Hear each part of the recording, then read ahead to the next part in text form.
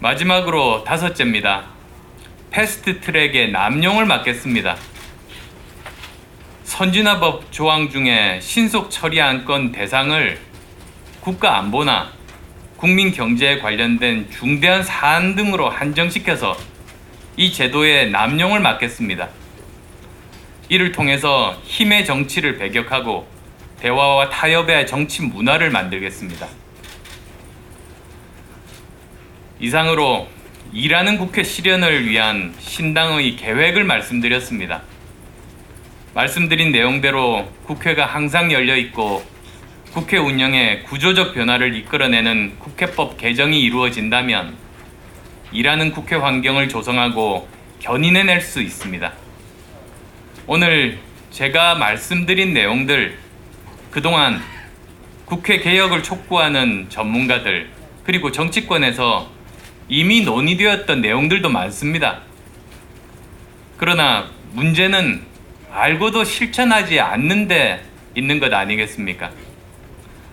신당은 21대 국회에서 국회 개혁을 과감하게 추진하고 여야 협상의 가장 우선적인 과제로 삼을 것입니다.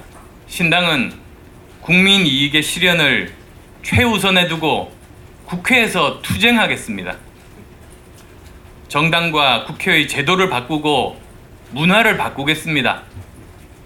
그래서 제대로 일하는 정치로 행복한 국민과 공정하고 안전한 사회를 만드는데 앞장설 것을 약속드립니다. 감사합니다. 지난 4년 전 처음 국민의당 때 경험을 보면 저희가 의석수가 제일 작았습니다. 그렇지만 그럼에도 불구하고 저희들이 주도해서 국회도 지금까지 사상 최단 시간에 국회를 개원을 시켰고 여러 가지 정책에 대한 것들을 관철시킨 바가 있습니다. 캐스팅 보트라고 합니다만 캐스팅 보트는 양쪽 중에 어느 한쪽 편을 드는 것이 아닙니다.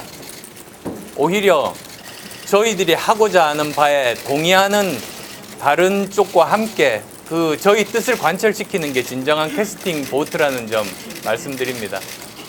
예, 소위 지금 4+1이라는 것에 대해서 저는 아주 비판적으로 보고 있습니다.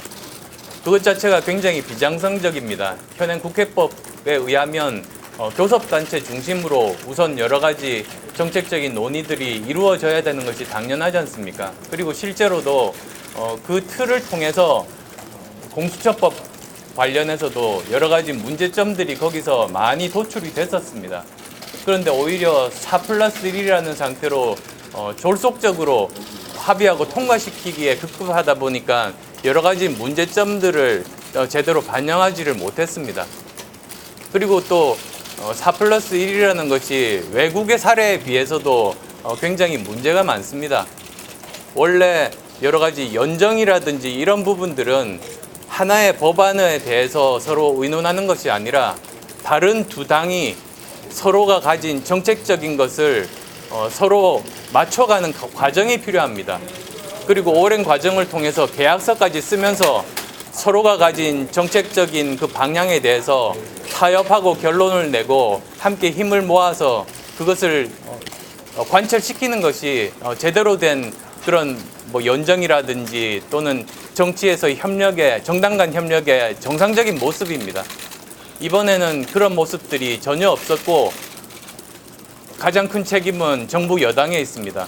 정부 여당이 다른 작은 군소정당들의 어떤 요구를 들어주지 않고 자기들 의사를 관철시키는 데만 힘을 가지고 사용을 한 겁니다. 그래서 다시 이런 부분들이 일어나지 않도록 보완 작업이 21대 국회에서는 필요하다고 생각합니다.